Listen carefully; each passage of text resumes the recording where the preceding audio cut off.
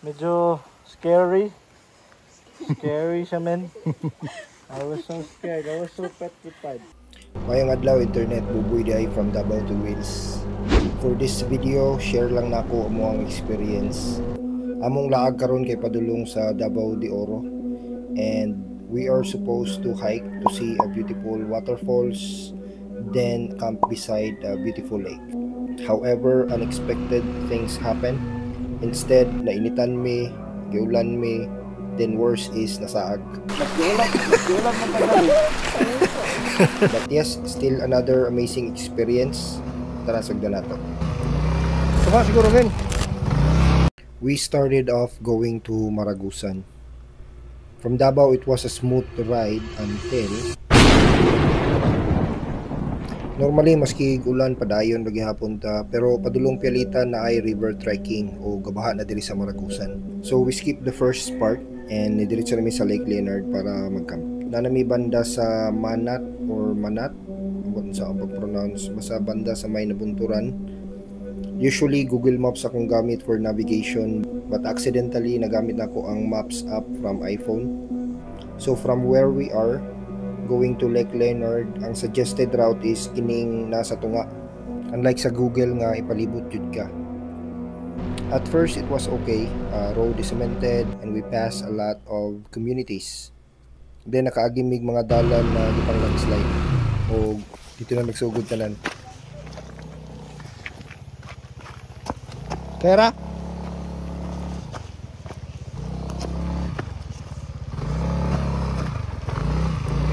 Tama siguro men.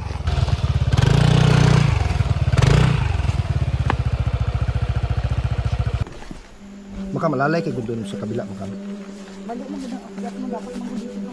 Hindi ko na siya gipilit kasi. Sige sige. Paano ka man sa bato o?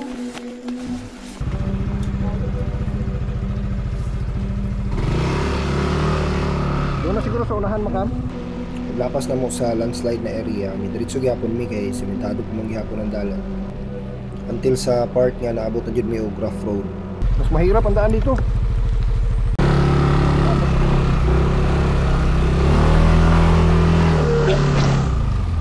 Dili lang po siya basta-basta nga rough road no, kay batuhon siya, uneven pa jud iyang surface, ang tunga kay taas kayo niya, ang kilid-kilid kay laon.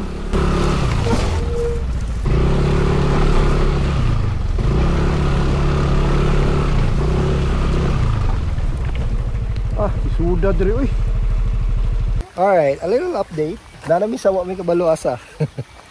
Pero we're on spot pa according sa map. Hopefully dili dead end. Okay, wala po may mapangutanan nga tao diri. Dalan pa ba ni? Pasaka lang dito sa unahan. Check muna natin kung kaya ba.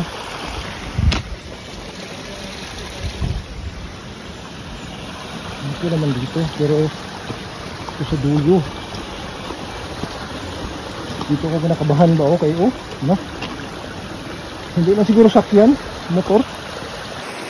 Hindi masyado halata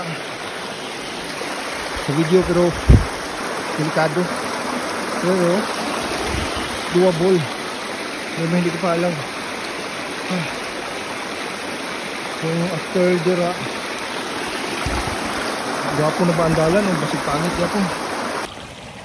Right. So kailangan sa naman i-consult sa mga kauban no, kay so sabitan sa namo ni.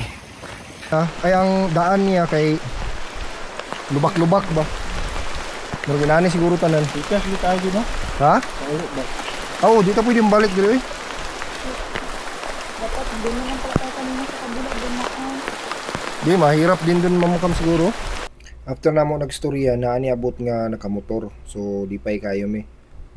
Tapos gi-greet pa na mo siya niya sabay pangutana kung makalusot ba mi dire. Pero for some weird reason wala jud mi niya gitagad kinaganing murag wala siya tao nga nakita. And from that moment nagdali-dali na migbalik panaog. Siguro basig OA lang jud mi kay ulong lang jud to siya.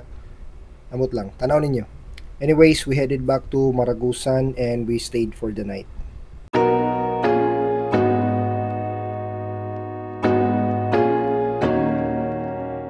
Hi, good morning.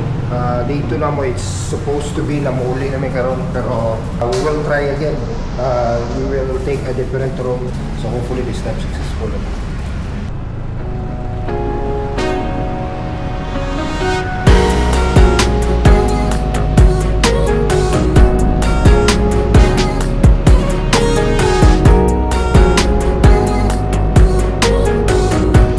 So we found this gorgeous lake along the way.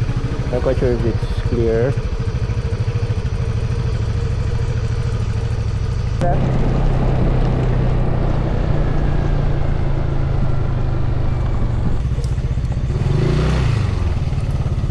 $8 or $35.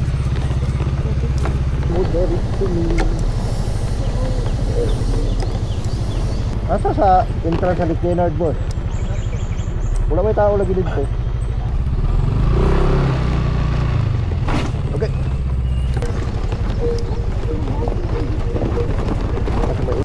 And we finally arrived. Sana dito din yung ano. Nandun daw. Hindi, mag-entrance ka pa doon, 35, di ba? Sila dira ang camping area nila. Nakita ko man, oh. Naman din. Nandito naman tayo sa Lake Leonard. Ang purpose natin. Hindi naman tayo mag-camp. Okay, so as what you saw, we are able to go here in Lake Leonard. Nabot pa dihapon mi diri. Although wala na ito na plano itong itinerary, please una sa tanan safe ta and ato ang mga itong lugar ang gusto natin. And as always, kung nabot mo diri pagtanaw, salamat kayo. Kung nalingaw mo sa video, please consider subscribing or following our page or channel. Dako na kayo nagtabang sa amo. So kato lang, buo na po.